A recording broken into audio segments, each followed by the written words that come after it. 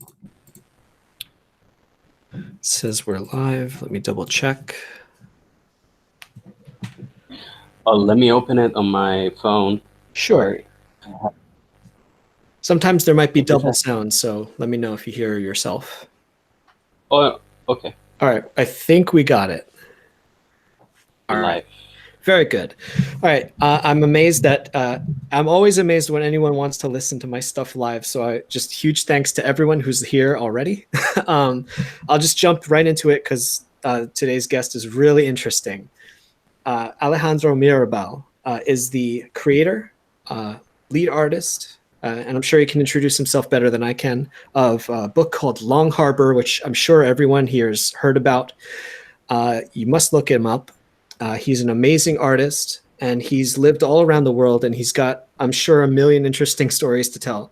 So I hope you all welcome him. Welcome, Alejandro. Well, thank you very much. By the way, I want to ask you before we start, Yeah, because this is the first time we talk live. yeah. How should I talk to you? Do I call you George or Alex? George is fine. Yeah. George, all right.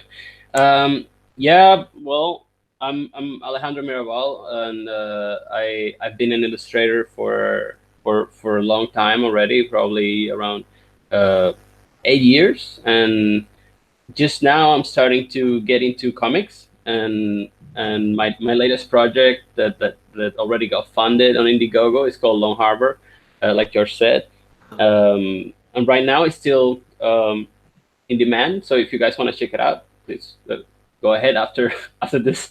And yeah, I'm just another artist.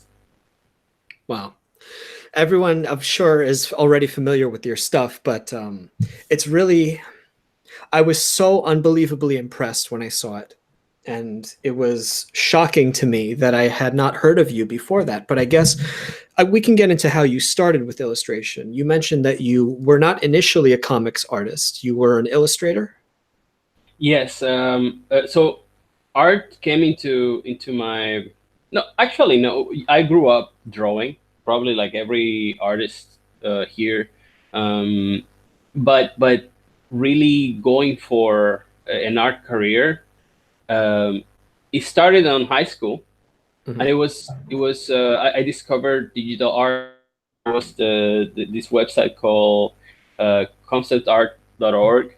Mhm. Everyone should be aware of it. In 2004, I think, and yeah, I got into it, and my parents and everyone told me, don't do it. It could be just your hobby, but you'll never make money from it. And I wasn't aware of any. There was not much online. Oh, sorry, online material like tutorials like there is now. Mhm. So back then, even man, you could tell people were trying out all kinds of techniques, how to color illustrations. Mhm. They were using all kinds of softwares. So right now it's just Photoshop, and everyone kind of knows the way. It's pretty solid, the way to go. Back then was just the Wild West, and so terrible student. I'm very like scrambled brain. I'm super chaotic. Uh, I'm that kind of guy. I have a wife and kids. I'm that kind of guy that if they go away for, let's say, a week, and I stay in the house by myself, and all I have to do is really sit down and work. And my house is pretty small right now. When they come back after 7 days, I'm like a homeless person. I probably lost weight. I started probably start smoking again. I'm having like alcohol withdrawals. Like Oh my I need, goodness. I need people around me that structure my life, because I've always been just drawn to go just wrong, and of course that will lead to all kinds of issues, like you quit working out because you can stay up all night, and Hmm. then you start getting depressed because you're not eating well and all that. So it's like a snowball. So I'm so glad I have people around me that keep me grounded. So yeah, imagine I was still just like that in high school. So Okay. terrible student, didn't go to college, drop out of high school, and my father, he's an archaeologist, a marine archaeologist. So he's been doing it since I was born, and he was ahead of all these in this company. He was the head of the operation. He was like the operation manager. Hmm. So he would be on the field, telling all the divers and everybody like how is everything set up. He pretty much doing all the field work Okay. and organizing it, and I'm this shitty kid that's not doing anything with his life, probably just drawing. He told me, hey, you know how to draw, and we needed someone that can draw and dive. So why don't we give you like a 4 or 5 month trial? You just come in as an intern. Hmm. And so I went in this. It was amazing, man, because imagine like going from being really bad at school, you don't fit anywhere, you're not good at anything, and suddenly you enter this super badass job where everyone is like living on a boat, and you're in Africa, and your work actually people like it. I would have to draw things and get some money. Uh-huh. So suddenly, like my self-esteem was like building up, and I could take pictures and show my friends back at home, like, hey, check this out, man, I'm in the middle of the jungle. And yeah, so I started doing still drawing, but it was technical drawing for artifacts and everything, like everything to do with archaeology. So you do a lot of drawing underwater, Hmm. Underwater and drawing. also, yeah. We would use An this oil like a pencil. no, just pencil, like a regular pencil, Oh, and we'll draw on a plastic surface, like a white plastic surface, cool. and you can, yeah, you just gotta be careful not to smudge it with your fingers, but um, it's pretty basic, really. It's just the same as out here. It's just not paper. Uh-huh. And I did that for a year, basically just drawing every day. I had quite a deadline, and I had to draw half a day, and then go give go in a little boat by myself, like a little dinghy, with a bucket, literally a bucket of food, to take it to the boat where all the divers were, Hmm. and bring the lunch at midday, and then join the divers for the afternoon dives, which is all excavation. It's really like you are underwater, sucking sand and lifting rocks, and pretty much it looks like construction work underwater. Uh-huh. So that was my split, and I did that for a year, and then I did so much drawing that there were no more artifacts in stock that I had to draw so quickly. So I actually could just dive full time, which Hmm. was what I wanted, and I did that for 6 years. Uh, and after 6 years, um, doing what, a career on art wasn't even enough. Wasn't like, what, like, what am I, how am I, what are you talking about? Well, how am I going to do art? Yeah. So yeah, I came late in my life, the whole art thing. Well, art, I've always personally separated the word art from illustrations. Mm, Uh, I agree. I agree. so I would say you were doing illustration work, but maybe you disagree. Were you doing illustrations back then and then later you started doing art? I don't even like No, using the word art for myself now, personally. I agree. I agree. I've gotten used to use art as in, how do you call it? Like the craft of Yeah. drawing, Okay. but I understand that it's not the same thing. Hmm. So I have done tons of work. Most of my portfolio, I wouldn't call it art. I mean, it belongs in the art kind of department, if you want to call it something. Yeah. But it's just production. It's really, you are normally, especially the client work, Uh-huh. has very little, and you probably agree, it has very little of yourself, especially when you're beginning. You're still learning, like, what are you, what kind of stuff you want to make. So all you want to do is please your clients, Yes. and you'll change your style, you'll give them whatever they want, just to get paid, and to get recognition. So in the end of the day, it's really like you're doing this very mechanical work. You're just some kind of almost like a human printer. Yeah. Clients will come to you and literally say, "Hey, I love this other guy's artwork, but he's very expensive," and you are just you're nobody. Oh my Um, goodness. well, they wouldn't say you're nobody, but No, they would tell, I understand. yeah, but the thing like try to go for this style, and you just okay, all right. Wow. Yeah, I've always considered that kind of. I know I'm a very sensitive person, but I found it insulting when people say that. I say you should just hire that person if you want me to paint. Look at my portfolio. Those are the kinds of things I can paint. To change my style is actually harder than just finding a person that paints like that.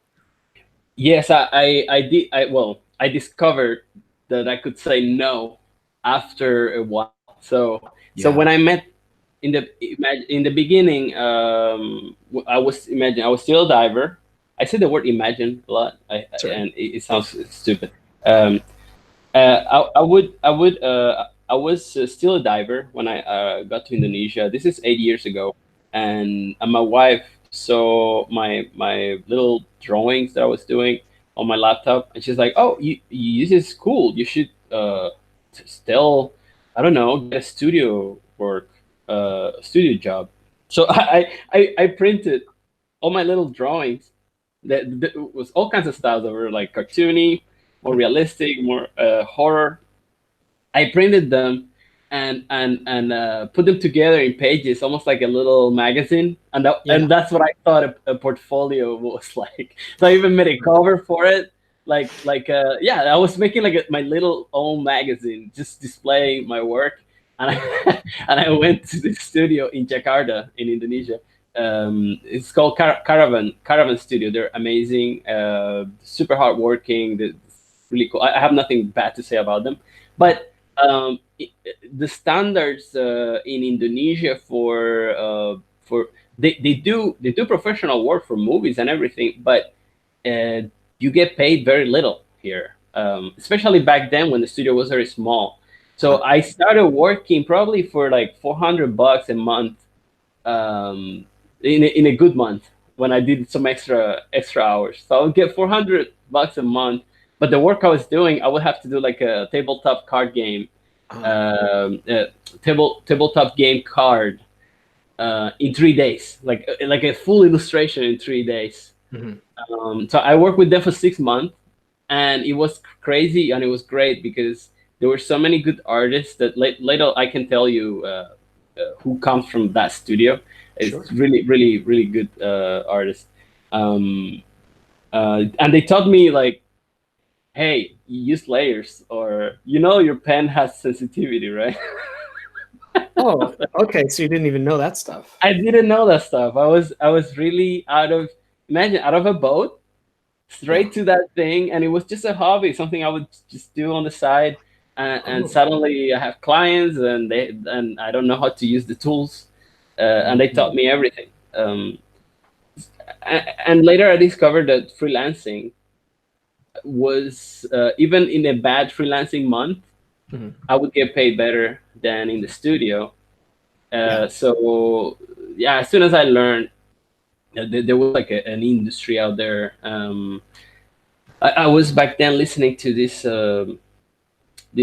live streams from Dave Raposa, which is a really amazing illustrator. And back then he was doing this, talking. It was like live streams about freelancing and illustration.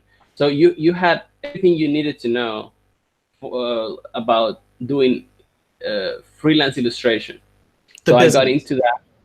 But yeah, he was telling you what he was doing, and I didn't see any obstacles. Okay, he's doing it online. Ah. From what I hear, everything he's doing is online. Why can't I do that? Mm. And even really, the crappiest clients that pay maybe $100 per illustration, all I had to do was 4 quick illustrations a month, and I was getting the same money as in the studio. Ah. Slowly, yeah, I slowly started doing that, and I would get maybe $200 per illustration, and maybe 300, until I got this gig with Applebot, which is a Japanese company that was doing back then a mobile game called Legend of the Cryptids, which I never played. It's not even honestly, it's not even a game. It's one of those things that you just click and it just rewards you for clicking on the screen. Like you don't have there's no gameplay, but they were heavily interested in high quality, very detailed illustrations. So I'm gonna turn on my AC. Sure. So they will give you. It was crazy. It was like very well paid um, for actually any artist, even Magic. The artists that worked for Magic the Gathering back then were working for these guys because they will give you a couple of illustrations per month, and all you had, it was enough. It was enough. And yeah, I don't know. Is this boring? This might be a bit boring. Like No, I find it just fascinating. it's just this is just how I got all the way No. here. Honestly, I think as long as you speaking, especially you, are interested, I think everyone else will be fascinated. I'm biased because this is my business. We're both professionals in this field, so I find it fascinating. I'm sure the others do too. Yeah, I'll try to not get it too much into details because it really is, who cares. But what I mean is the best choices I made back then while I was freelancing was to we're talking with my wife, and she said, why don't you make a workshop, an international workshop? So we live in Bali, right, in Indonesia, which is a beautiful island. There's beaches and just nature, and it's super nice, super exotic. And what would be, you need networking, what she said. You need to know all these people that are actually working with big clients out there. You need to somehow get closer to them and build your network. So the idea was, okay, so nobody's doing that here in Southeast Asia, at least not to this. We put like a really high standard on the amount of content you would get from the speaker to the student. So what we did was I hosted this workshop called Bali Illustration Workshop in 2013, in 2014, and in 2016. I did it just 3 years, I believe. Maybe right now I'm forgetting, but I think it was just 3 years. And what I would do is I will bring, and these guys, anyone can do this, and actually not just on illustration, but on even in comics. It's just this kind of format is really not. You don't need much money for it. It works kind of in a crowdfunding way, where you get the money before, and then you're free to cancel it and refund people if you don't get the amount you need to rent the meeting room or whatever the place where you're gonna do the workshop. If you don't have enough money, you just give it back to people. But anyone can do this. It just takes time to organize. So the deal was I'll contact artists that I really like, and I just needed five guys. So one guy per work day.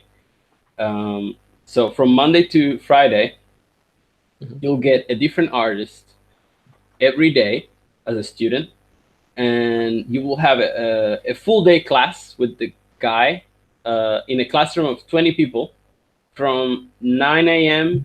or 8 a.m. until 5 in the afternoon, almost like a school day. And next day you get someone else. So back then we got Dave Raposa, we got Kekai Kotaki, we got Saskia, we got Kai Lim, Gibro, Marco Neller. It's actually really big names in the whole Alex Negrea, big names in the illustration community, people with a lot of knowledge, a lot of skills. So it was just, you have a full day with them to pick their brains. And then the coolest thing was that on Friday, the last day of the workshop, was this 5-day workshop. On Friday, you would have like a night barbecue, everyone together in a rooftop of a hotel with this swimming pool, this food, there's beers, and you could actually just hang out with them, like for hours and really have a nice time together. And we would do 2 batches. So each week was just a different 20 people group would just come in, and for the artists, the speakers, the deal was, okay, we give you, what you get is, oh, if you hear a kid crying, that's my kid just That's woke up. okay. The deal was, okay, I bring you to Indonesia. You get a week. You get 2 weeks, almost holiday, and you work 1 day per week. So you only get 1 day where you have to give a full day class. The rest, we give you a villa. You're in the villa with the other 4 artists. You have your own room. You have swimming pool. You have everything, and it's all paid by the students. So what you do is you get the money from the students.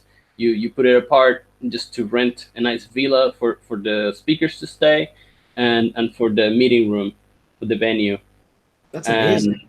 yeah, so if you manage to get that calculation, you actually, well, you won't make much money unless you really make the prices be higher. The prices were $700, 600 to $700, which is really cheap for what it is. Jeez. And yeah, and so that allowed me to get networking with these people that later uh, opened doors, like working for Wizards of the Coast. So I started doing that, like Magic cards, and after I just started freelancing so much and got away from social medias, and at some point I just lost connection with everybody. And Oh, that's terrible. yeah. Like I did something wrong. I started doing a gig that paid very well. Um, really well. Like I bought a car, I bought stuff, like just from one gig, but it was like a long-term thing, and I was so busy and I couldn't show none of the work while I was doing it, that my online presence just died. And after that, and as a freelancer, that's just suicide. Like nobody's gonna call you because they don't know you're out there. You're not impressing people. You're not going viral ever. So Wow. yeah. How many months did you go quiet? mm, 2 years. Okay. So if anyone's listening and they want to also network and freelance, if people forget about you, you basically have to start over maybe. But You have to start over. if you have a killer portfolio, it helps to come back. Yeah. But also your portfolio gets old, so it's something very weird.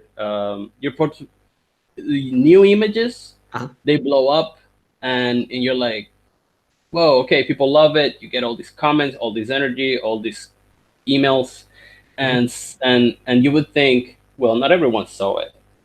So Okay. if I launch this in a couple of years, it will be the same, right?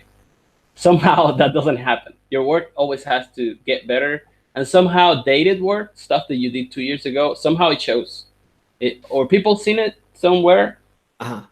or somehow the general skills of people have also upgraded, Uh-huh. and people can tell, okay, this is old. I don't care. It's not Interesting. impressive.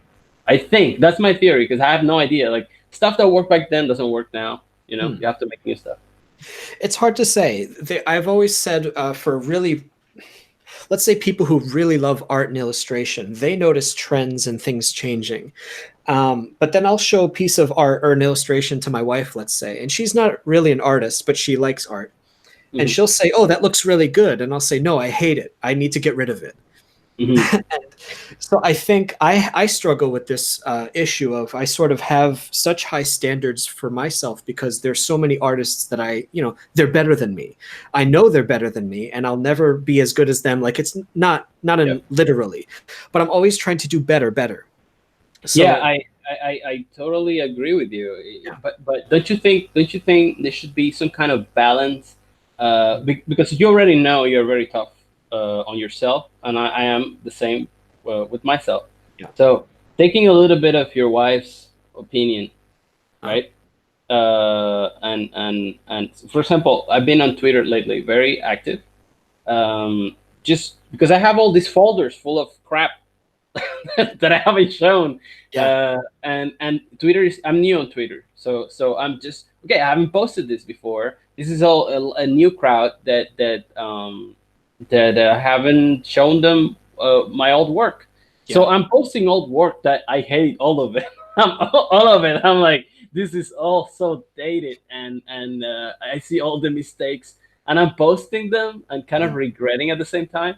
But I think there's some work that even if you don't like it, you should show it and yeah, tell them, hey, this is a bit old. This is not, this is not my latest stuff. Yeah. But come on, you spent so many hours on it, and people seem to enjoy it. So why not? There's that. All right. That's a really good point. I wanted to ask about that actually. So you say that you don't like certain pieces of art, but then what you have been posting, what I would say, like, I would be like in ecstasy, watch it, looking at these pictures, like, oh my God, look at this image. This is like a sketch for him, and it would take me days to do. And I was amazed and delighted. And then I was looking at my own stuff, and I wrote some notes to myself because I'm trying to write another book. And I'm thinking, instead of writing a book that would please me, maybe I should try to focus on pleasing my readers. Um, I have to sort of get out of my own head Mhm. with. I don't like my own stuff. I'm always embarrassed to put anything of mine out, but people say they like it. And I have to try to convince myself that it's like a service. I'm doing something that'll make other people happy, not just me. And that helps me get out of my own mind or worried. I'm always worried. What are people going to think of me? But Yeah. you mentioned self-improvement as a theme, and I'm wondering if there's a connection because you mentioned that you like weightlifting and exercise, powerlifting, that sort of thing as a hobby. Yeah. I wonder if there's a recurring theme because you Okay. you clearly are a very good artist or illustrator, So and you're always improving.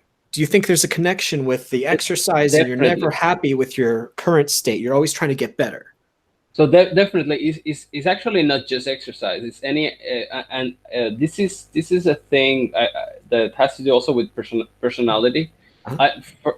I'm not a perfectionist, or I'm very messy. I'm not good at doing mainstream stuff. Like everything I like, it's always kind of been like a peripheral niche thing that is always very small. But what I like about each activity that I do, and sure, progressive stuff that you can progressively measure and get better at and see results just by being disciplined. Once you start seeing it could be anything. Working out is like a very common one because it's not a sport. It's just you just go work out. People go work out and they get better, and that is something very spoken about. People, but any activity, it could really be anything. I did free diving almost professionally. I never got a sponsorship because I never asked anyone, but I was a pretty good free diver. This free diving is like breath holding, so I did it like competitively. Like I would go. I got into the nationals in Portugal, and it's all like trying to break breath holding records. It's like useless stuff if you think about it, because you're not building anything. It's all you.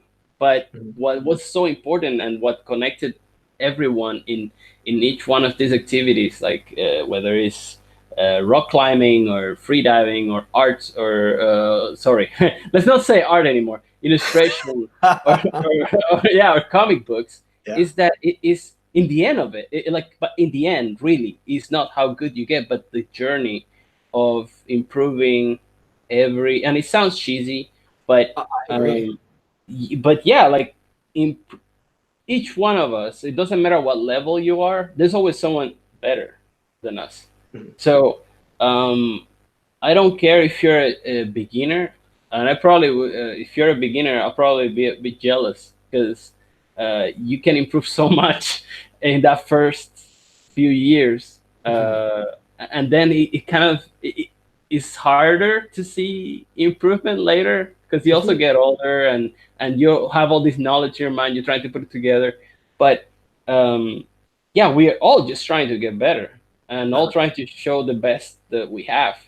So it does connect, and once you learn, it's like when you learn. I spent a year trying to learn 3D, and what it taught me, 3D, it really wasn't important, but what it taught me was like, oh, it gave me the ability to learn new softwares, Mhm. and new like user interfaces. Um, like once you learn one and you spend like 4 months just practicing one, and then you need another one to finish your piece because this one is for coloring your sculpture. You Mhm. have to learn a new UI, and then this other one is for rendering it. And suddenly you start getting used to new UIs, and you would start learning them like progressively quicker every time Yes. they give you a new one because you already, your brain is like, I'm into learning now. And it was just learning new softwares all the time that it was such a hard and scary thing before, and that applies to anything. So if you just get into that, you all you got is discipline. You gotta get into that mode of like just pushing a little bit towards your goal every day, Right. and it will just get easier, I guess. It's Without always trying to sound like the bodybuilder, like, yeah, you can do it. no, everybody should listen to you very carefully. I think this is the perfect advice. If someone stops exercising, it's always harder to start again, but once you're exercising, and this applies to drawing as well. Once you're getting used to learning new things or getting out there and exercising, it's easier to just keep the ball rolling as opposed to stopping. Like when I tried to learn 3D a while ago and animation and stuff like that, and it was so hard to get started again learning new software. But Yeah, once I because was doing it these all, softwares, these yeah, softwares are also getting more difficult with time if you don't follow them, right? yeah, if you take a break for a while, let's see. It took me, I was learning a 3D program called Blender and Autodesk Maya. And I hadn't learned a new piece of software before that for maybe 10 years. So not only was I teaching myself 3D, but I was training myself just to read the interfaces of half of these applications. So I was learning a lot of things at the same time. It was very difficult, but Right. very rewarding. Definitely, and it does get easy. Like just the act of learning a new thing is Yeah. almost like a skill itself that you can develop. So just Yeah. learning how to learn is also a skill. That's a great way to put it. And I also think you mentioned with when you were learning Photoshop and how to use a tablet, you had already trained yourself with excellent fundamentals.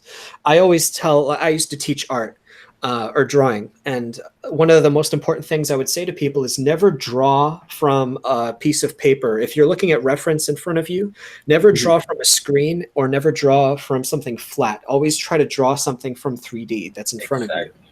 Exactly. And I always That's say that that gives you way more practice. Do you agree? Yeah, well, that's something. Whenever people tell me, and sometimes you see it on social media, someone is practicing, is new at drawing, and they want to feedback with their character and stuff like that. And I always say, and this is something I did back in high school when I have no idea what I was doing. Yeah. Um, it was draw from life. So because there's a big difference when you look at a picture that is flat on a screen, on a magazine or a movie, anything that is already is that picture is already it's representing just uh, like one lens, one point of view. But Yes. your head has two eyes. Most people have two eyes. Yes. So you have to do a brain. You have to that you have to digest those two images that you're looking at that make a 3D thing in front of you. You have to digest it through your brain to make it into a 2D image. And Yes. that's you're not putting down there what you're actually seeing because you're not seeing one image, you're seeing two. And that painful exercise that you're doing with your brain, Mhm. it's drawing and painting. And that's it hurts. It's hard, you know. Yeah. But that's what you have to do to get better, and always draw from life. Don't forget even I don't care if you're even drawing a real person, even if you're drawing a statue or a bottle of beer. Yes. It's better than if you draw a pretty picture of a naked model that is From already on paper. Yeah, yeah. because you're interpreting an image that's already flat. You're not Yep. seeing it in 3D space. You have to learn when you're looking at an image in front of you how to interpret a 3D object into a 2D space and how to communicate that it is 3D. So we'll use tricks like lighting, composition, color theory to make objects seem 3D. But a lot of people who are practicing, and of course we all did it when we started out and we're learning, we just want to copy images. But when you draw from 3D, you're actually analyzing the image. So there's so much training that isn't happening if you copy an image. And Yeah. we heard Alejandro's story about how when he was training, he was learning, not only he was drawing from 3D, he was doing it underwater. So Yeah, it's even harder training. which is even weirder because underwater is such a everything works just differently, man. Like the your eyes, your I don't know if it's your mask. I think it's your mask makes things bigger because of the actually the water. The water makes everything like it's almost like a magnifying glass. Okay. So you actually see things bigger. Everything in like what you're drawing, it's also bigger, and when your hand works in a different way because you can make all these details that before you couldn't. It's like having a magnifying glass in front of your face, and when you go up out of the water, when you get out the water, everything is tiny and cramped together because for you it's like a bigger page. And so, but also the motion of your hand is getting used to a different ratio. Right, because you're not leaning your arm against anything, right? You're just holding your arm. You're holding it up. It's terrible. That's interesting. Do you think we can do a 1 minute break? Sure, I'll look at the comments. All right, all right. Yeah, no problem. If any of you guys want to leave feedback or ask some questions, I'll also be looking at the comments as we talk, so feel free to leave your thoughts. I'll just go through the comments here real quick. It's such a cool opportunity to talk to somebody who's he's just an amazing artist. So it's such a treat to talk to him. Let's see. We got a lot of people from Twitter here. Welcome everybody again. This is always amazing when we have when anyone wants to listen live. It's very flattering. Aaron says, I can't do diving. The Meg lives down there. Yeah, we can ask him about that. I'm actually curious about to ask about his fascination with underwater stuff.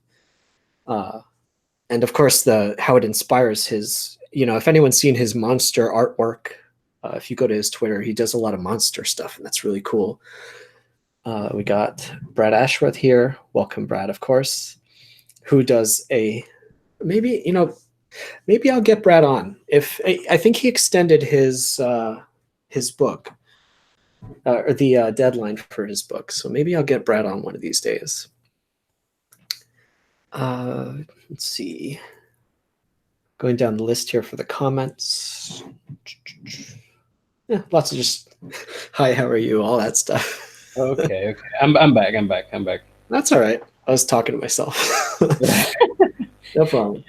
Yeah. So we were talking about underwater stuff. But first, let's see. I'm curious to ask about. Well, we were talking about drawing underwater, and also I thought it was interesting. I'm sorry. No. Go ahead. Your inspirations for monster designs.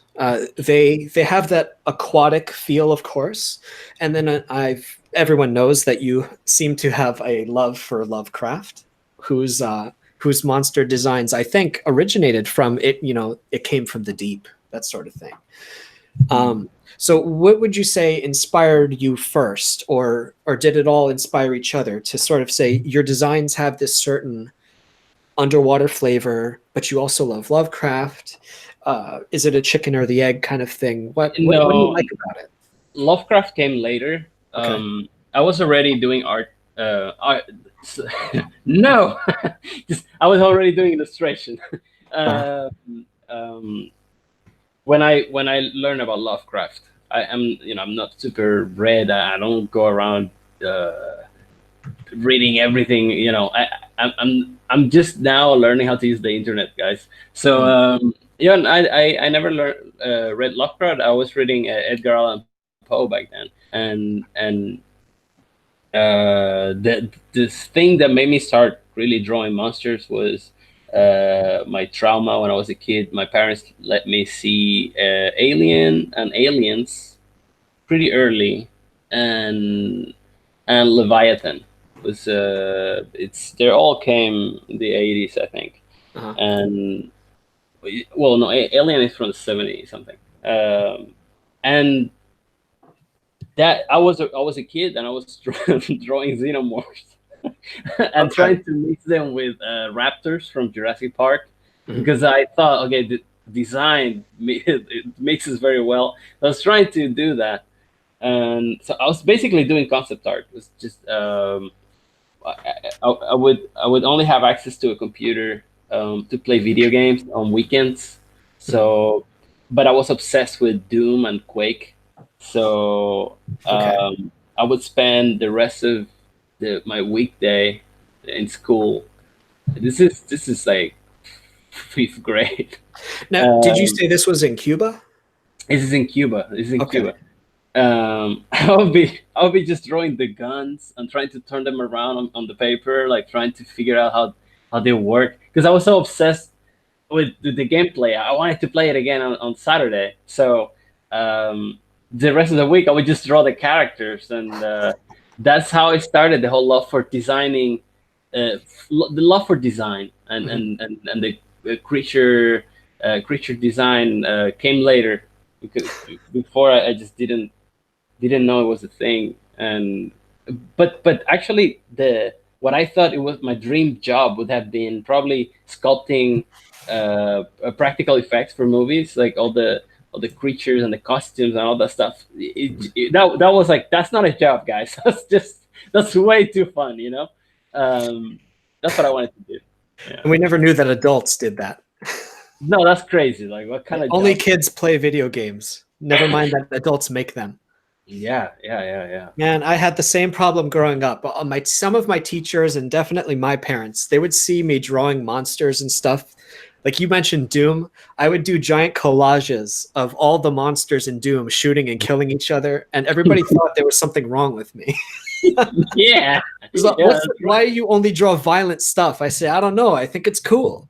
Yeah, that's my input. That's what I see. I don't know what's wrong with you guys. I know. It's like, why don't you think this is cool, Mom? Yeah. But yeah, it's really interesting to think that it depends. I guess it's just luck on time and place where you grow up and who thinks that it's a quote unquote real job.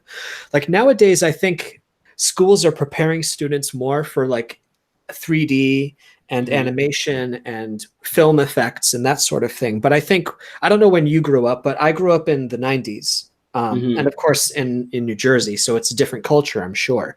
But it wasn't considered a serious job. I only had my old best friend from high school ended up working for a huge gaming company as a programmer.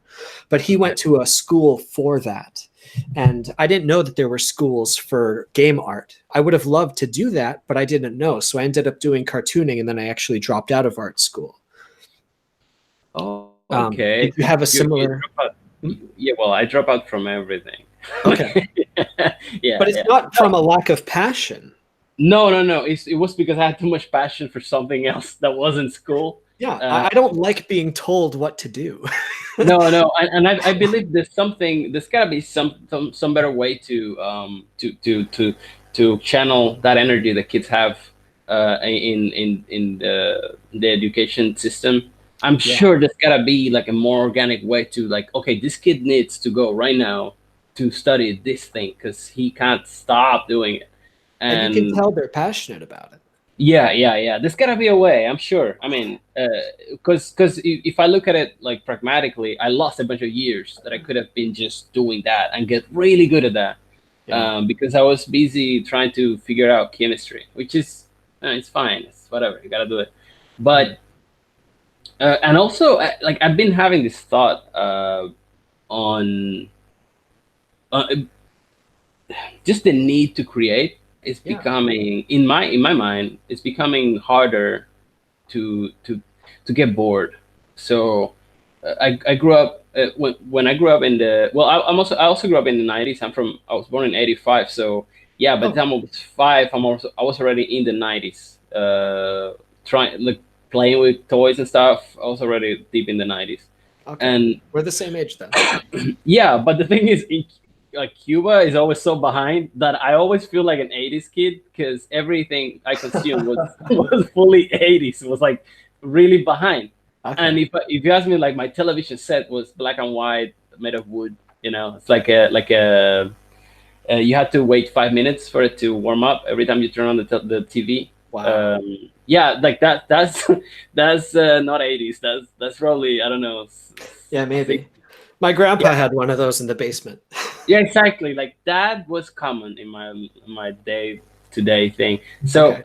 I watched movies that I thought were black and white back then, and then I saw them again later. It's like, oh, it has colors. Um, yeah, and also the lack of. I think you need to starve a little bit, since your uh, your senses a little bit. You gotta starve them a little bit, because right now we have so much stuff going on. We have internet, we have phones. You got, you know what I'm talking about.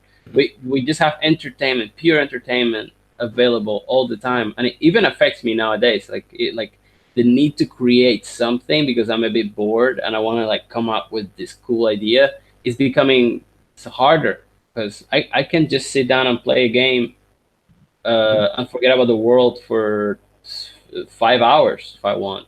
That's Yes. why I uninstalled everything from my computer that wasn't work related. Because yeah, games, man, games Wow.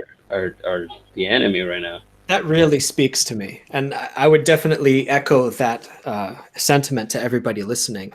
I have always seen, or my mind always looks for ways to occupy itself, I found. So whenever I'm bored, that's when my mind automatically, I don't know if it's genetic or what, my mind just reaches out and creates things to get out of this prism of boredom. Hmm. I can't stand being bored. So when I'm writing my own stories or drawing something, it's usually when I was young, it was in school. I would hate my classes. So I would draw in my notebooks or I would write down stories of, oh, I'm going to make a comic of this. Or when I got older, I was at my old office. And I used to work at a print shop, as the printers were going and all I was doing was waiting for the prints to finish, I would work on my own art. And as I get older, and when I became a freelancer, so I work from home now. I have all the time in the world to do anything I want, and I have to actively reject the feeling of, oh, I should do something relaxing and wait Hmm. for the inspiration to come. It'll never come. So Hmm. I think artists, creative people in general, you should embrace boredom because that's how your mind starts working and creating. If you play Yeah. games, if I play games, I know for myself, if I play games, I use all of my creative energy in the game and then I'm too tired to do anything else. True. Games are. It's the same as. It's kind of the same as we were talking about. Not drawing from 3D. Not drawing from a 2D image, but go Yes. for it for a real life object. I think it is very. It's pretty much the same thing. A game. A lot of people say, "Oh, I'm playing a game because I'm doing research." A lot of concept artists say this, Mm. and I'm like, "What the hell kind of research you're doing? This is already digested material from a whole team of people that actually thought hard about these design choices to That's get awesome. here, and you are playing their game to absorb that. It's like absorbing a vomit from somebody. uh Go find the food. It's out there. Just go to nature. Go find That's you such know a good way to put it. yeah, go out there, get Get bored, the real fucking food. throw some rocks. I don't know. Do something. Like, do something else, dude. You would make a game about I don't know, monsters. Go somewhere where there is scary things. I don't know. Figure it out. but But that's but true. Yeah. yeah, I don't The, think you should play games as a research thing. No, if anything, maybe it's good to see what your contemporaries are doing, but I almost, Sure. when I started drawing comics, I stopped reading them actually.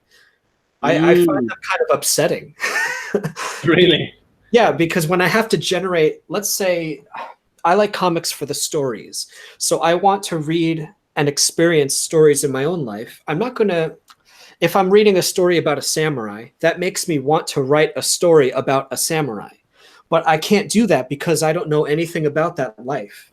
I've never experienced it. So I'm just going to be copying an artist that's better than me anyway. And I'm Yeah. going to be making a derivative piece of art. But why not then get that inspiration from my own life and say, what can I write about that I know about? I think a richer source is from our own experiences. If we want, you said, for instance, you draw excellent monsters, but that's because you have such a great knowledge of zoology, or I should, what's the, it's not, Biology, I guess. It's yeah. okay. So you're interpreting, you're not just copying monsters that other people have created, which is fine if you're practicing as a kid. You're following your inspiration.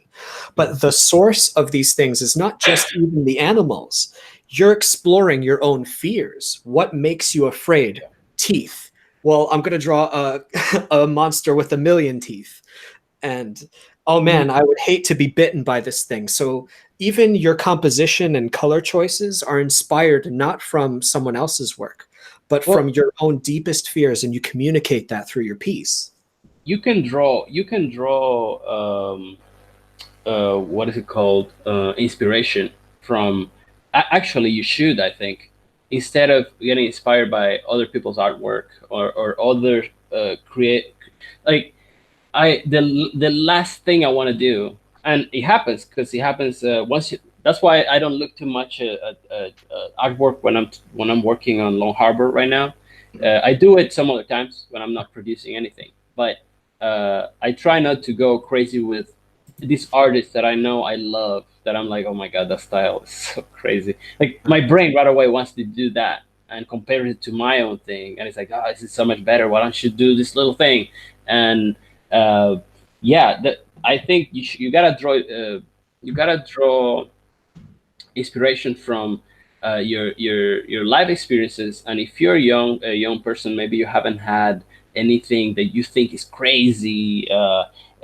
There's very basic stuff. For example, when I'm designing a creature, I have over there in the Long Harbor campaign like a shark that has like eels coming out of it. It's the most. When I was painting it, I thought this is the most ridiculous design ever. Like I literally I showed it to a friend of mine. I was like, I don't know what you're doing, dude. Like, why don't you make a sea monster? What about like what's that? Like a dead shark with eels? And I was like, Mhm. no, dude. There's something about this that talks to me. All right. So, fuck off. Thanks for thanks for the feedback, but I'm taking this, and I gotta do something with this because it Mhm. started all there with like a design. I was like, I like this, and sometimes there's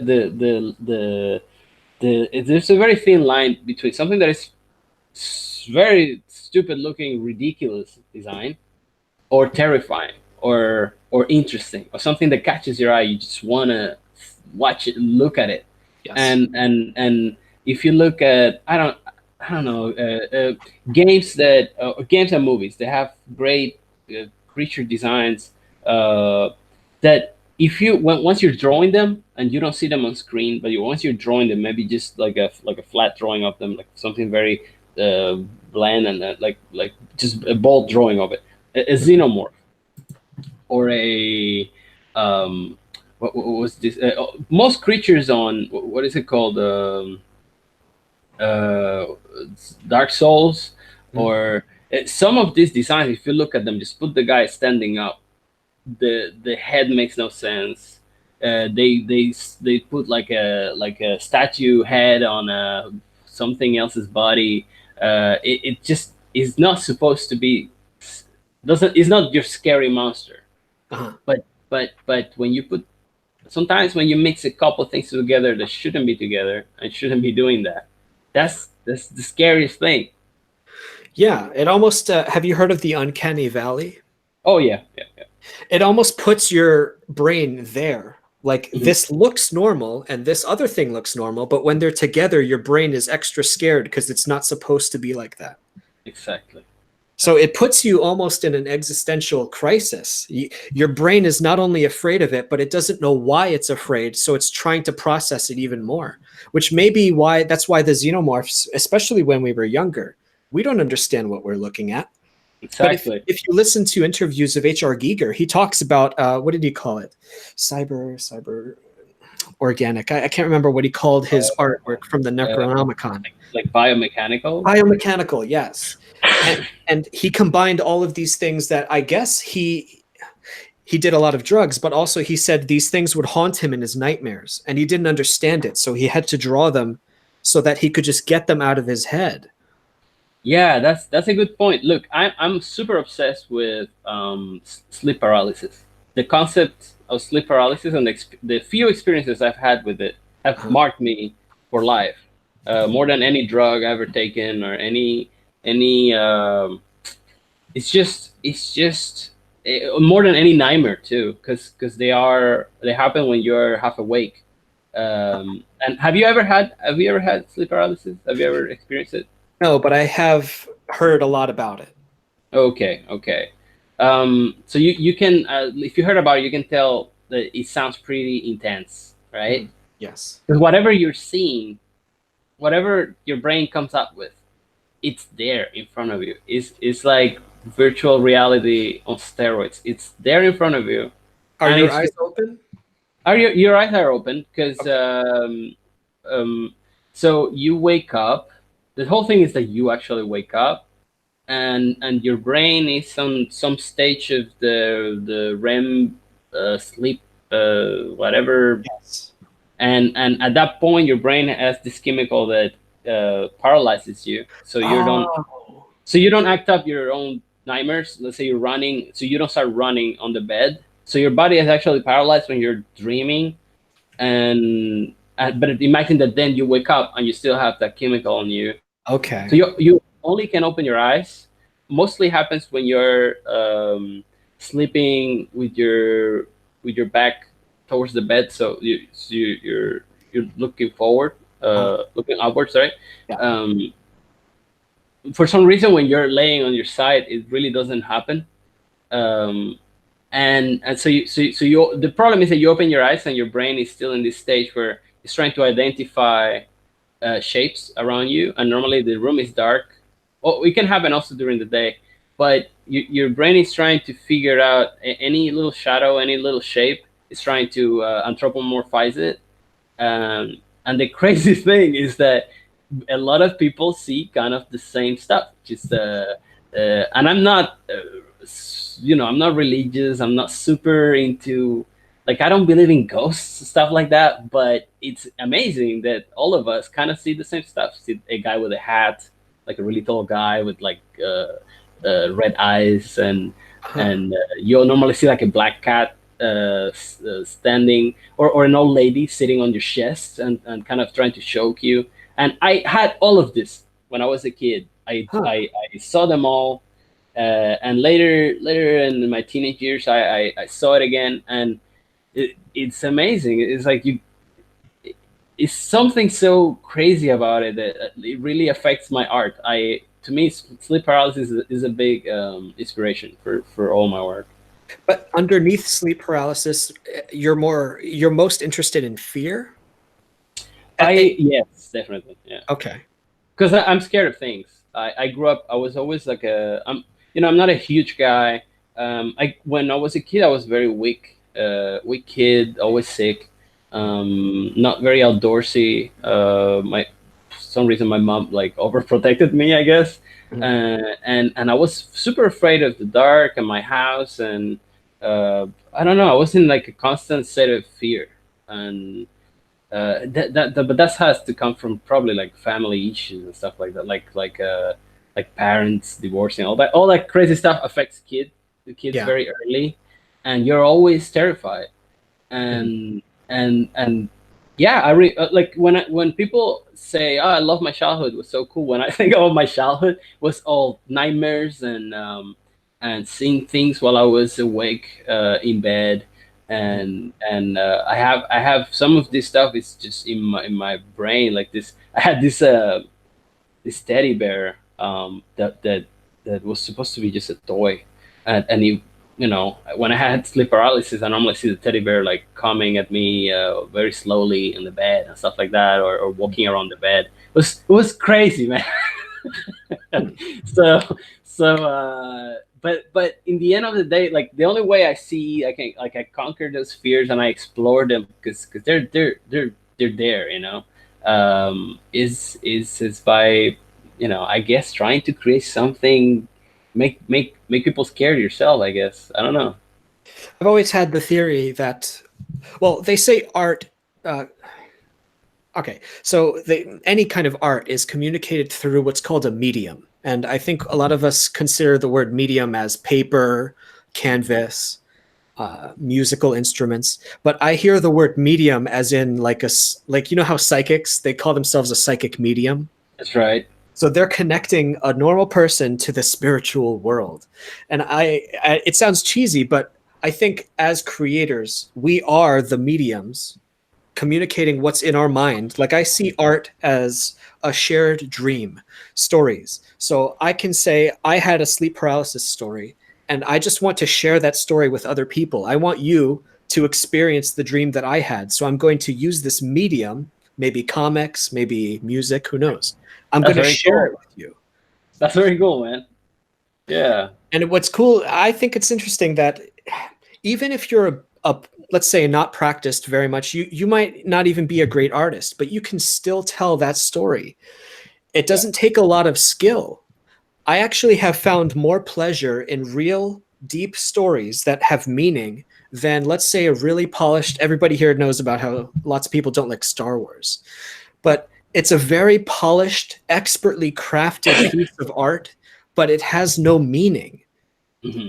At least I would say so. But a story that really comes from a deep source. I had a terrible dream. A man with red eyes was sitting on my stomach trying to choke me. Yeah. That scares Yeah. the piss out of me. Yeah. And So, if you drew that, I'd be even more scared.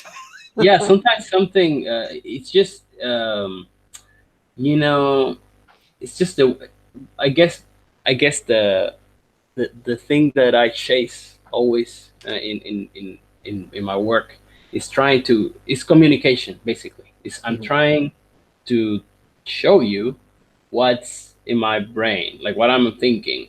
But for yeah, and this ties up, and this is gonna be a weird tangent, but this ties up, for example, with Indiegogo campaigns, for example, crowdfunding campaigns that fail, and people go, "Oh, my stuff sucks. Like nobody likes it." And all I want to tell them is, your stuff. If you're so passionate about it, it probably doesn't suck at all. It's probably really good. It's just you haven't found a way to reach the viewers. You haven't passed that message properly to the viewer, and you're probably showing them something that is not deep, doesn't go deep enough, doesn't express exactly what the idea is, and that's why they're not interested. And that's something that you have to find. But it doesn't mean that your idea is broken, or it's shallow, or it might be pretty good. If you're that excited about it, chances are a lot of other people would be too. It's Yeah. just you need to learn how um, to pass that. And like you say, normally I think that the best, the best artists are normally not the best, the most popular, the people that, the artists that get a lot of attention on their work, um, is not the ones that have the best technique, but the ones that know how to pass the idea better. Because Yeah. I can paint whatever scene for a week and make it as realistic and cool as possible.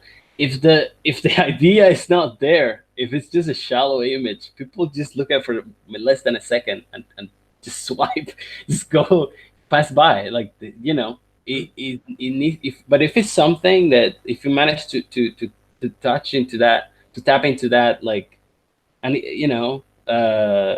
that wave where you start resonating with people, and they can see it. That's where you want to be, I think. And Maybe it's it's not like, easy. sorry. No. I'm just saying it's not easy.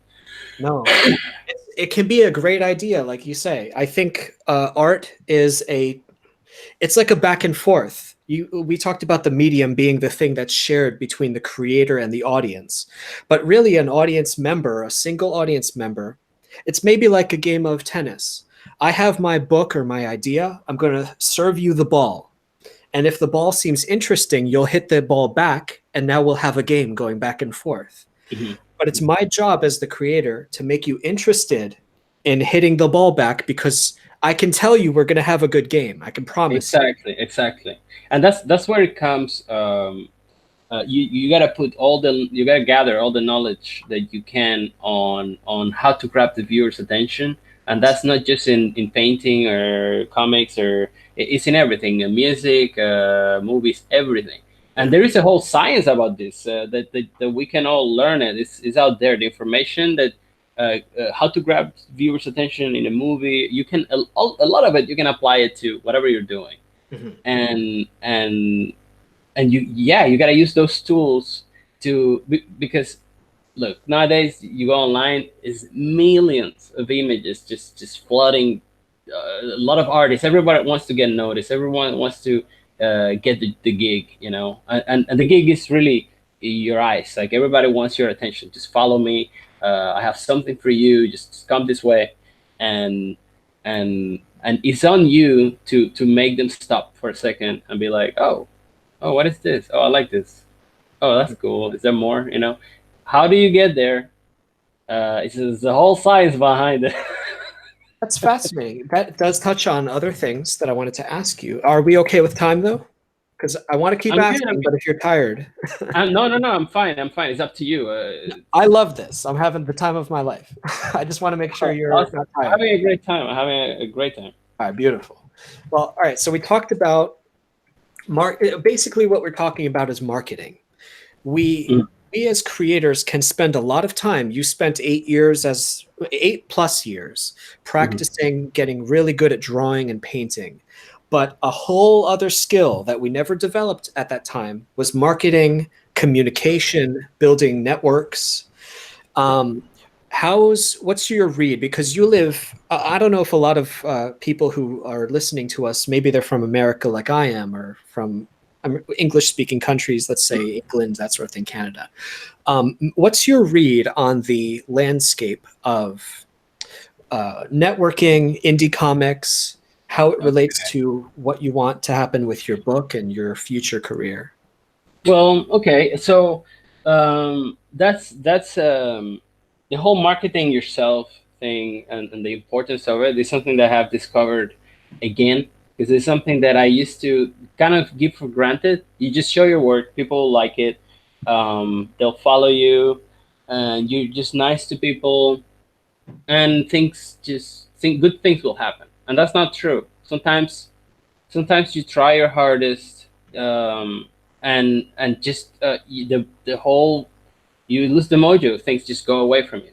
And I don't know if you ever had it, but I guess everyone had it, like the artist kind of block, like you get into this swamp, and you can't create, you just want to sit all day and Yeah. It's not like not make. driving a car with no gas. Yeah, it's just horrible. It's, Yeah. it's, it's, it's crazy. So I had I had like besides having that gig where I didn't get any more jobs and stuff, I had that for like 4 months after that, where I thought, well, nobody wants. I almost gave up art. I was like, nobody wants to see this. Mm. Um, but well, I'm going way too far away from the topic, but uh, in the end, you never really give up. Like artists, people that like to paint and draw and create stuff, you always get back to it because you don't know what else to do. You can only play so many games. You'll get back to drawing something, Mhm. and you should. But no, now I'm new to all of this. I came back to Twitter. Look, I even I relied on Facebook back then when Facebook was like a thing. Mhm. Um, that's all the connections I had was like on Facebook, and later I tried Instagram. I was like, "Ooh, let me try Instagram," and Instagram was doing pretty nicely. And once I had started getting serious about, hey, I want to make this comic. Like, I really like this idea, and and and it's so far it's been, it's so scary because I'm like, I really want to make this. I don't want it to fail. And how do I? So I went to Twitter, and everything kind of opened up again. Like, oh wow, there's a lot of people out there. I can reach them. Yeah. There's a lot going on, and I'm glad. Like, now I'm opening my YouTube and trying to make some content on YouTube because always been terrified of just talking, in front of people. Yeah. So um, I see we have all these tools, and I see also from the little I know from our industry, the comic industry, um, I see that it's starting to be used properly. Like, people are starting to find the formula slowly, which is, maybe it's not fine tuned right now, but I, with every project that I see, every crowdfunding project that I see out there, I can see like, oh, okay, so for him worked this way. That other guy is taking that in account, and then he's adding this other thing, and it's slowly like building up into a way to go about it, which it might not work for everybody. Each project is different. Each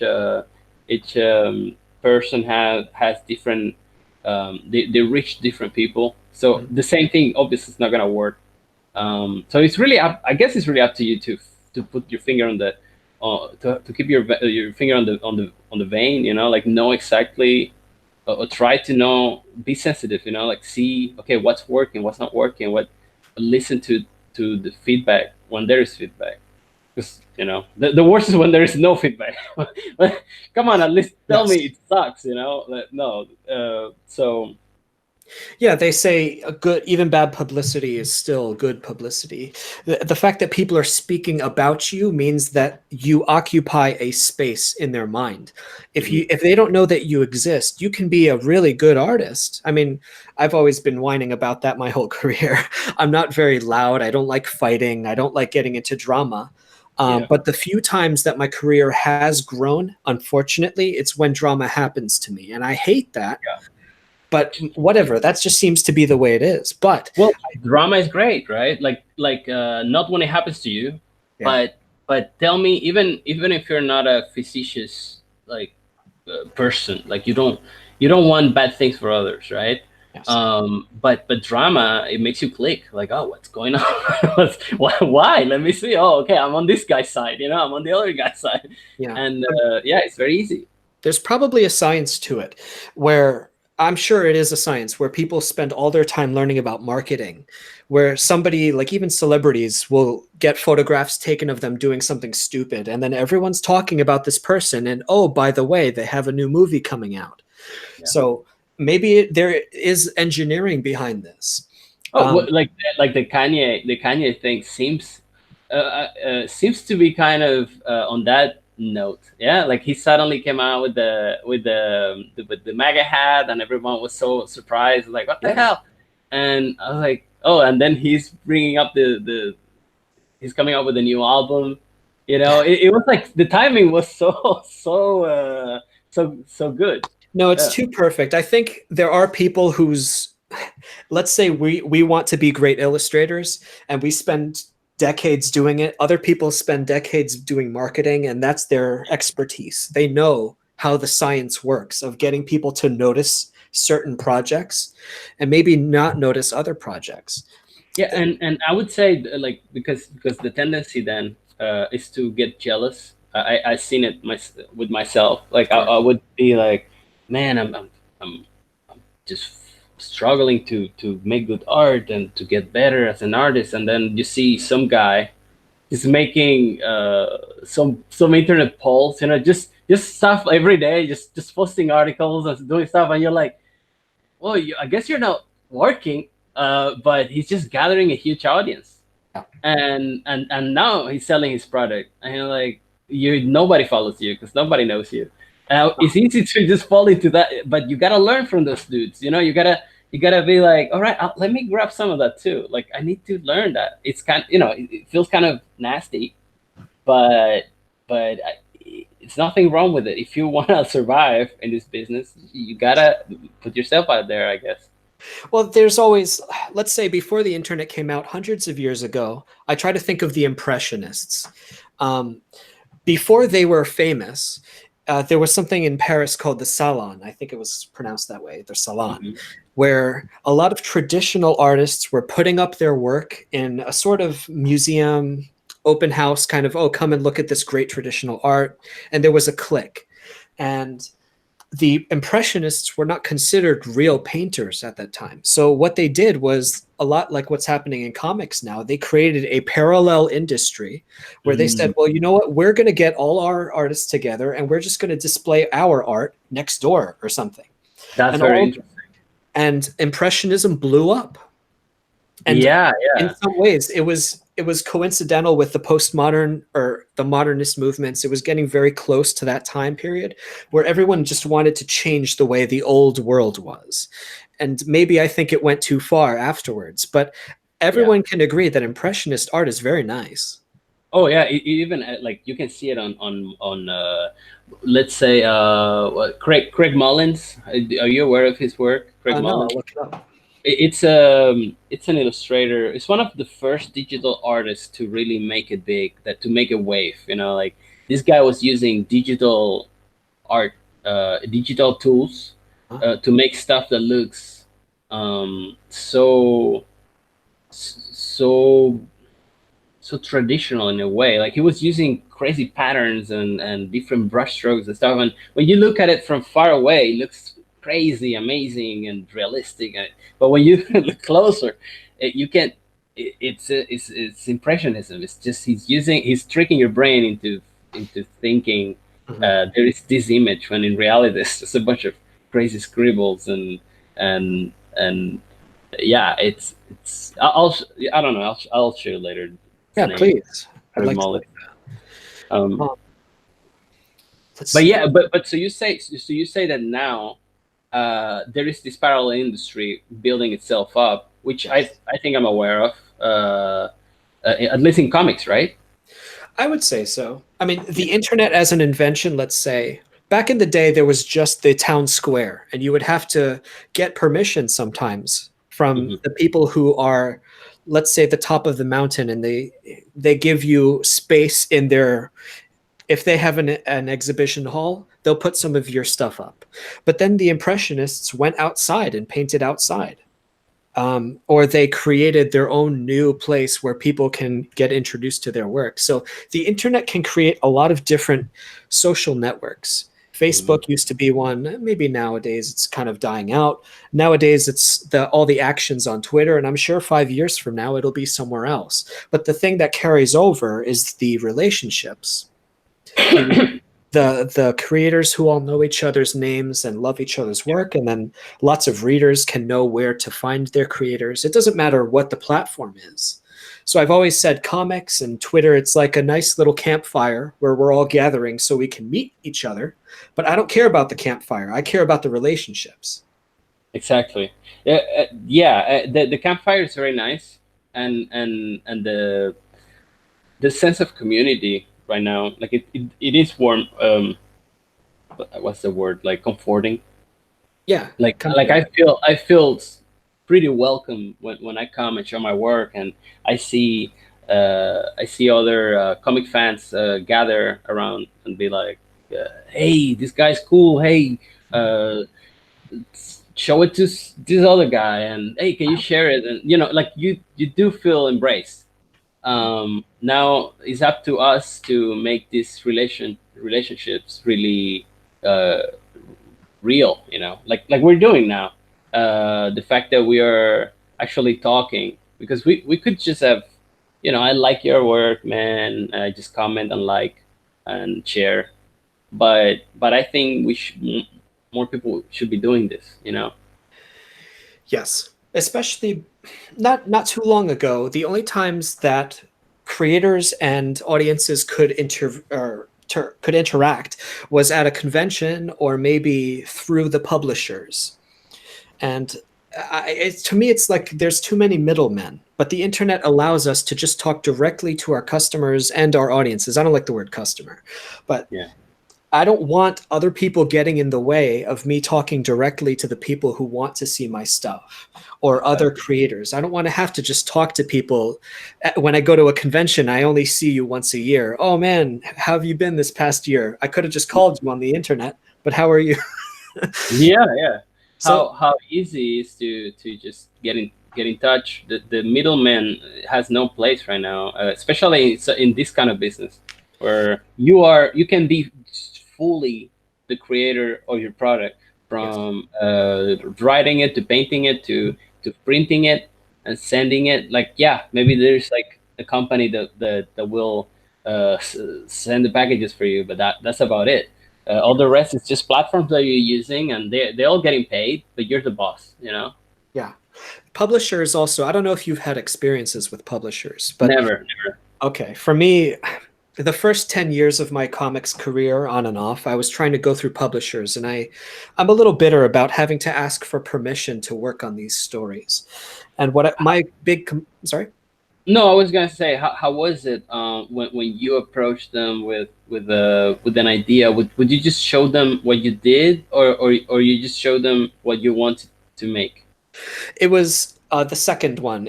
We would call it a pitch. Okay. So what I would do if I did my job properly was that I would create a sort of like what you do with Indiegogo. You would Mhm. create a bunch of images and some samples and have a story synopsis, some character backgrounds, and you would pitch the story to an editor, let's say.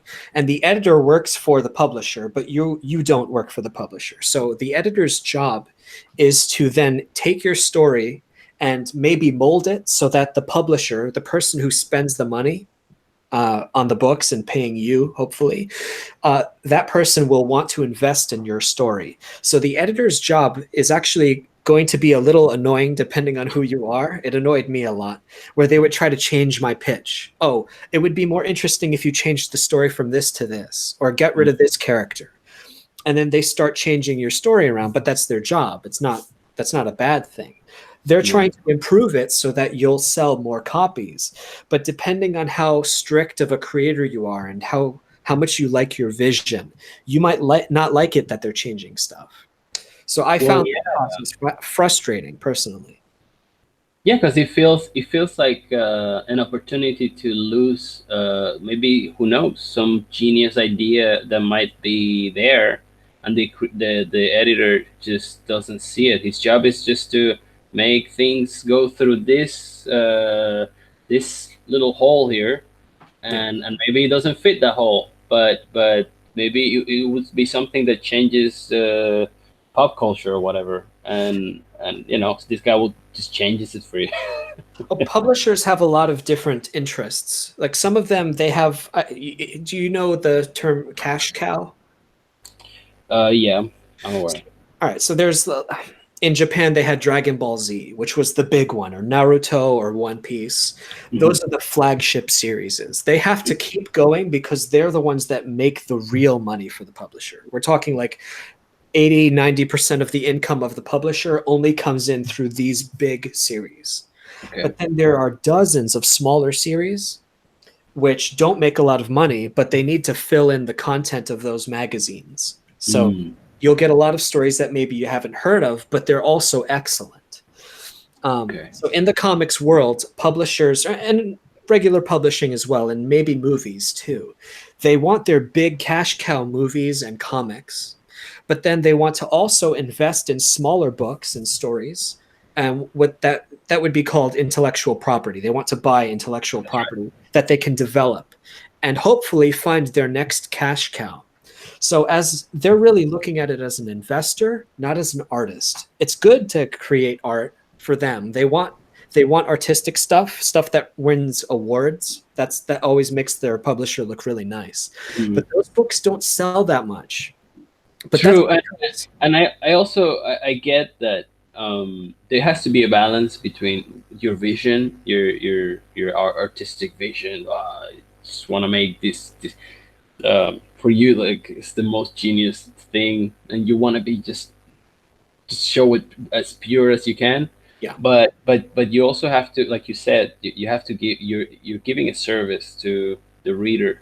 You want it to, it's not going to be a thing if nobody's reading it, you know. It cannot just be this book that you read and you make your wife read.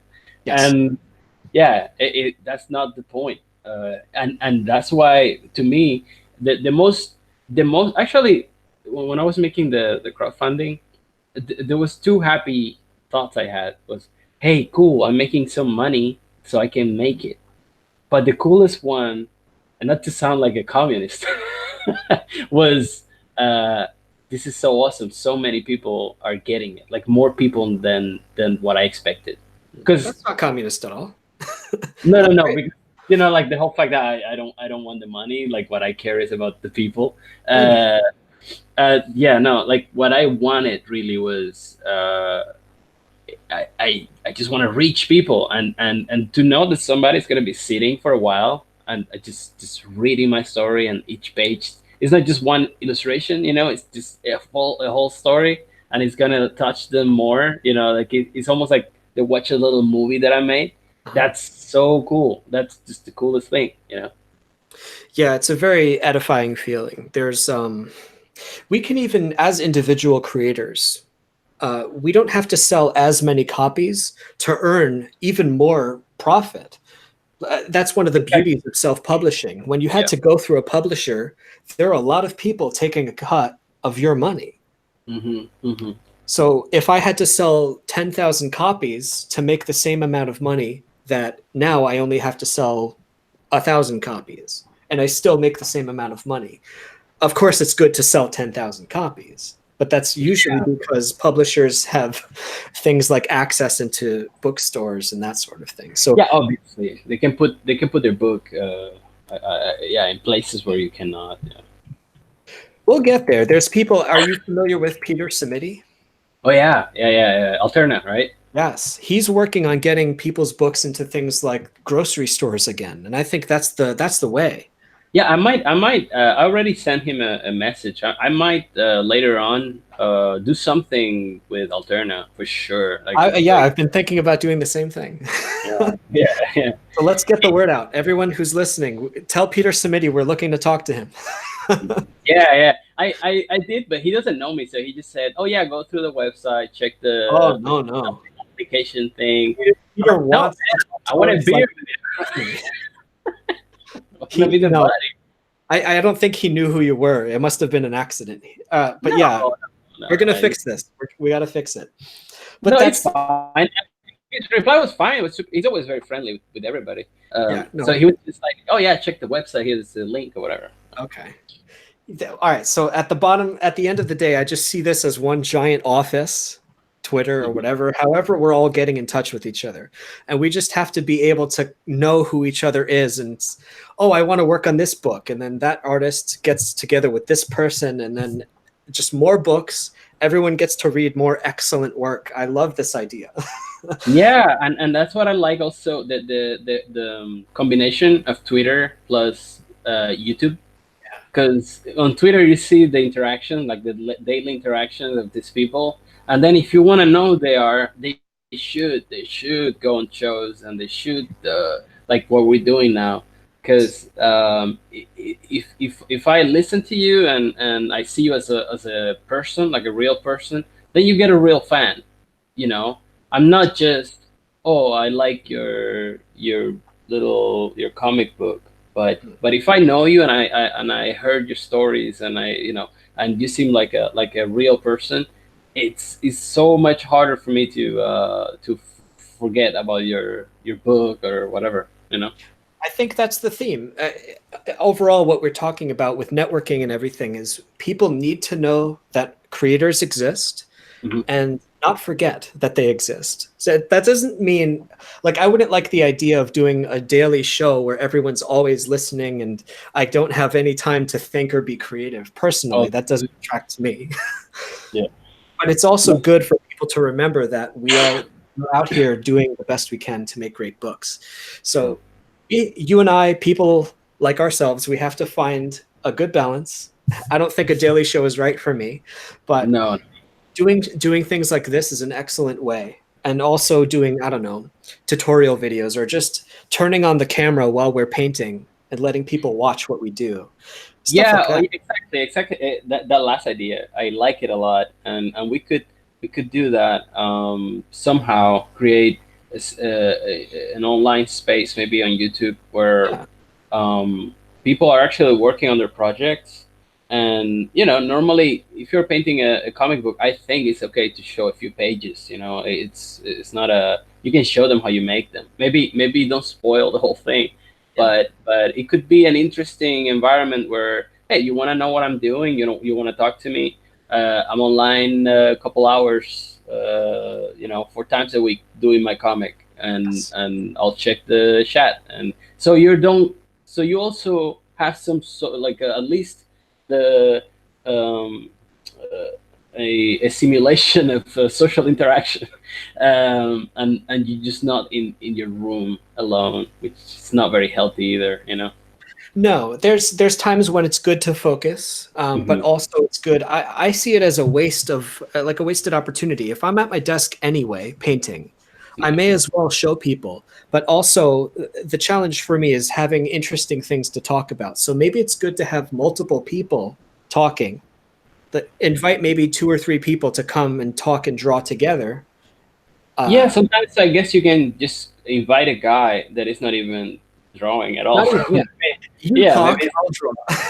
yeah, yeah. Make Something someone like else. that. Yeah. Well, I mean, I think between all of the creators, I think it's just a matter of all of us meeting each other and getting to talk a few times. And I think it's going to happen naturally. We should do something like that. Yeah, man. I mean, I'm down. I'm really enjoying this. I really like meeting you, Mhm. and I already said it on Twitter. Like, if you are interested on anything, I might have to show you. I don't care how small or big is your audience. Like if someone is interested, I'm here. Unless I'm very busy, like working at that moment, but I want to be as available as possible, because this is the next step I think, in this industry, in this format that we're trying to create for selling our books, selling our products, is to be as connected as we can to our viewers, to our readers. uh, and it can be, it's a new thing too, because it might feel like, oh, what you like, it feels like from the old school, right? Like, oh, this guy's not going through a publication. Like, what, are you selling out? Are you like e-bagging or something? It's like, no, man, I'm not e-bagging. I'm giving them a great product, and they're paying for it. We're just going a different way about it. I'm not waiting for some big fish to tell me, oh, this is good, kid.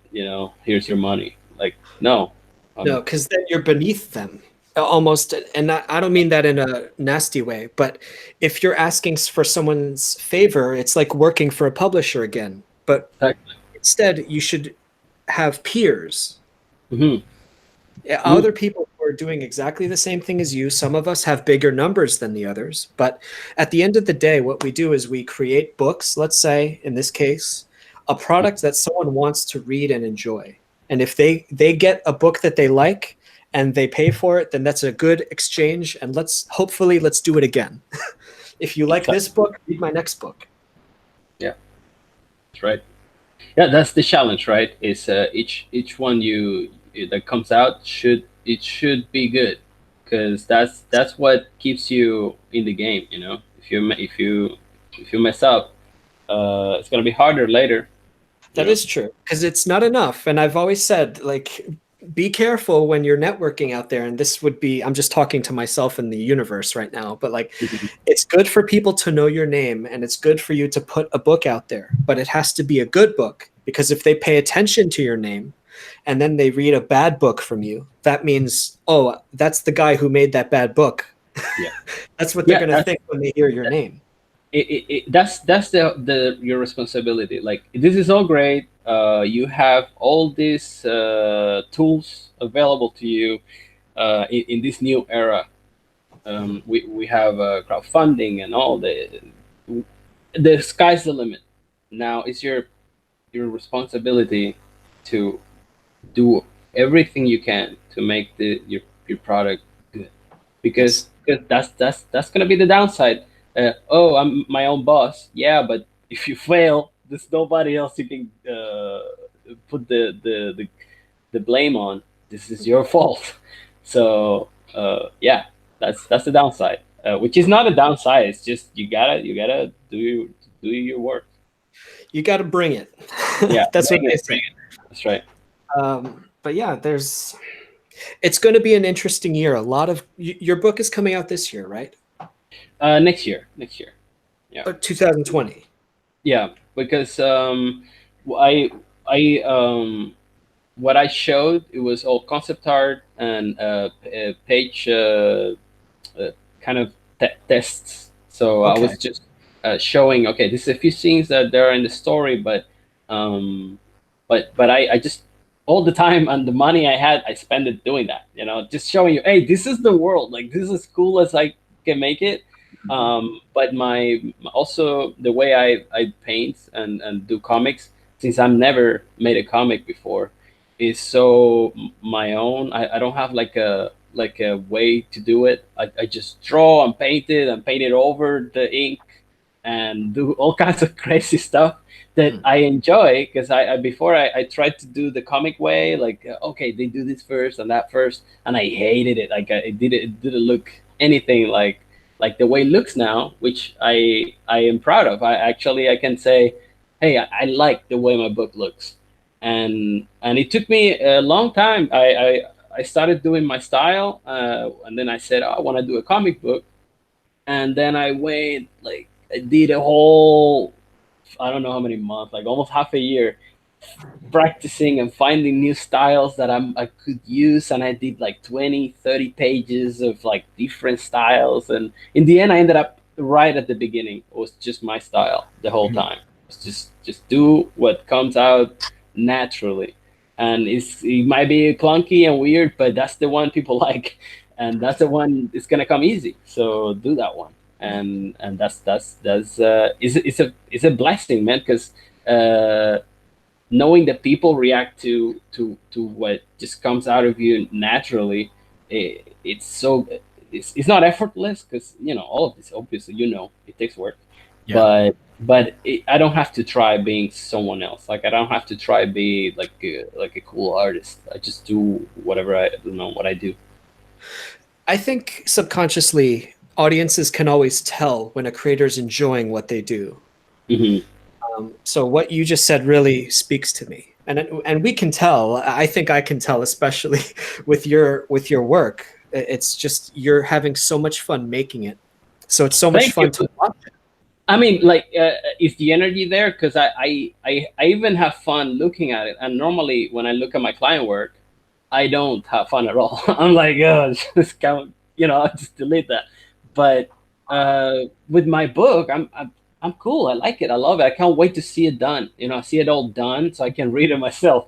That's how excited I am about it. Which is, That's it's weird, because I normally am not excited about my things. all right. One last question then, and I know I've been keeping you on for a long time, but here's an interesting question about that. Do you find that the longer you work on a piece, the more sick of it you get? Oh yeah. Yeah. Okay. How long does an illustration take you? Let's say a Uh, basic illustration.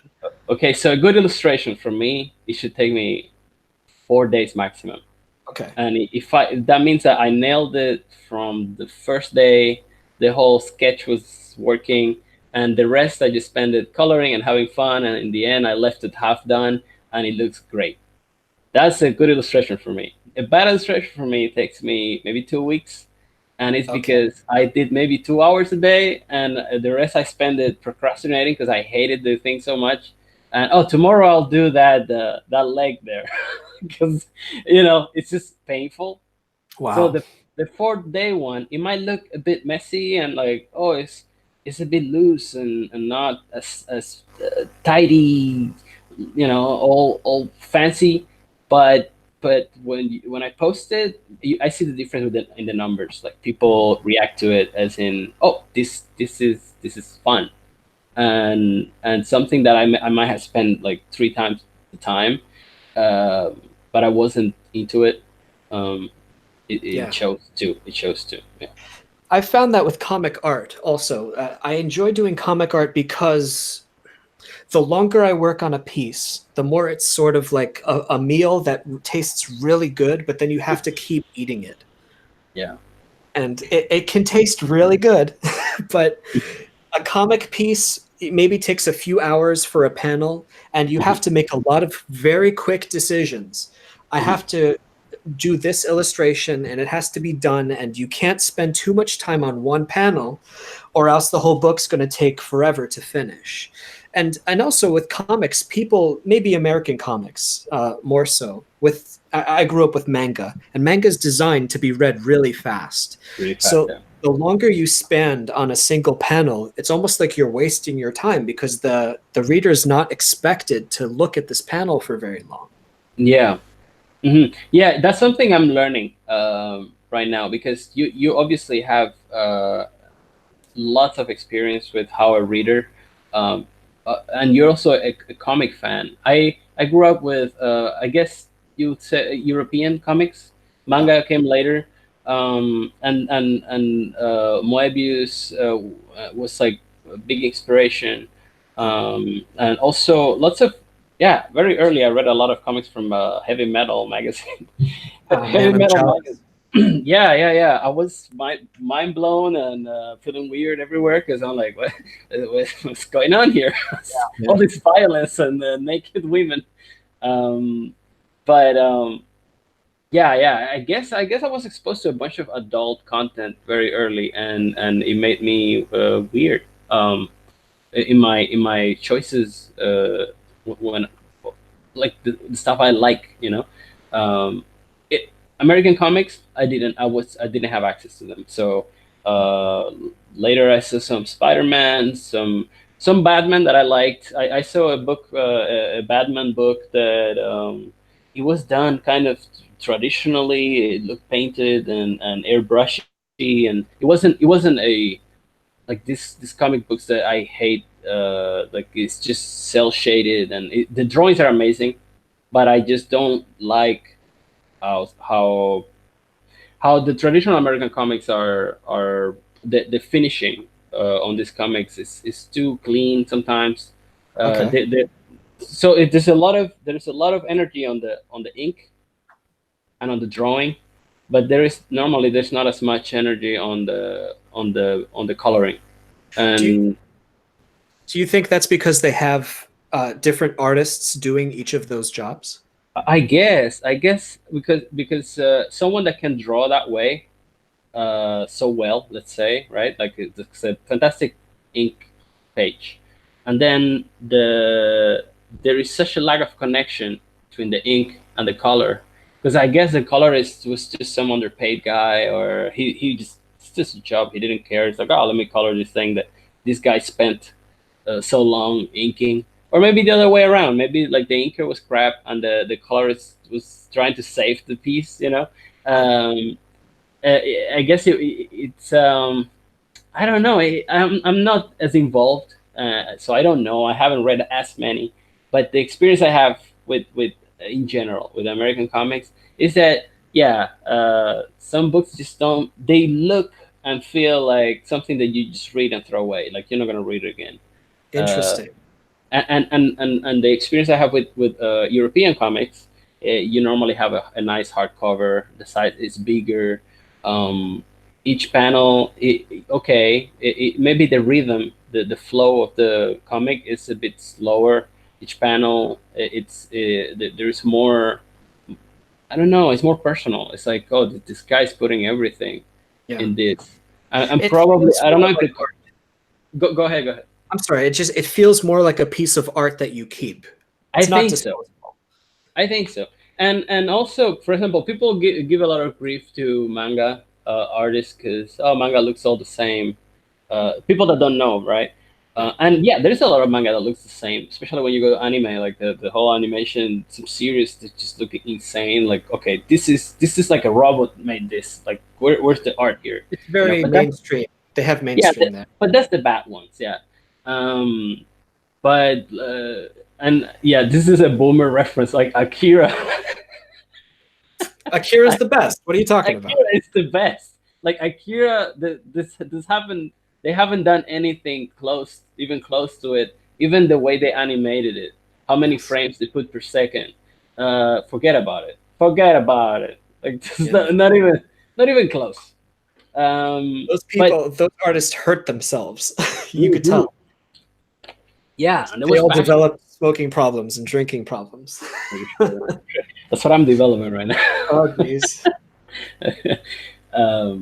But yeah, yeah. But you could say manga looks all the same from the outside, and maybe because I'm not so involved in it. When I look at Marvel and DC, in general, kind of I'm sorry, it kind of looks all samey to me. And this is not, you know. Uh, I know many artists that do American comics that I love their skills. And I'm very jealous of the skills because the anatomy and everything that they can do with faces and stuff. That's all. It looks genius to me. I cannot get even close to that. My stuff is clunky and loose and crazy, but um, I don't enjoy as much sometimes the end result of like the page. And but I'm sure, and I've seen a lot of people just that's what they like. That's what they Mhm. like. So I guess there's something right in it, and so I'm not gonna. It's just my personal preference. I like each comic book and each that to feel different, to feel unique to the artist. Like, oh, this guy just this is his world, you know, and this is comics. And the whole superhero thing, I can have some of it, but after a while, I'm like, yeah, well, everyone is doing the same characters and the same thing. I cannot follow it. I agree with you. I've never been interested in superhero stuff. So whenever I went to my local comic shop, I'll end after this. I'm sorry, uh, but No, I'm good. I'm good. okay. I would always look for the weird comics that weren't about superheroes, that weren't colored the same way. I liked black and white comics. I like Yeah, alternative comics. yeah. But in my local shops, there just wasn't enough of it. I would say 90% of all the content was just Marvel and DC, and Spawn was cool, but it was still kind of superhero-ish. And I just want, Yeah. but manga, at least the stuff that was being published where I lived, it was about anything. That I even liked. Have you heard of shoujo manga for girls? No, man. I'm in manga. I don't go very deep. That's okay. I have a few things that I really like, All but right. I don't know much about it. Well, I can recommend some artists that you might love. But long story short, there were a lot of different genres that were in manga that were not represented in American comics at the time. So I would read anything from really hardcore, like pulp comics, like Strain or Vagabond or Berserk, if anyone's heard of those. Oh yeah, yeah. But I I would, know those. okay. And they also published things like teenage girl romance comics, which I also loved. Oh, so you even enjoy those? The Yeah, more like okay. even romance comics. So there is like good storytelling in those. I loved them. Yeah, there were some that I want to say early 2000s came to America that were outstanding, like Karakano or Mars. I can name a million of them, but some great books also like Berserk, Vagabond. Blade of Anyway, the Immortal, Blade of the Blade of the Immortal, Immortal. That was my first manga that I bought, actually. and Oh man, I got to tell that story sometime. But I would actually cut school from high school.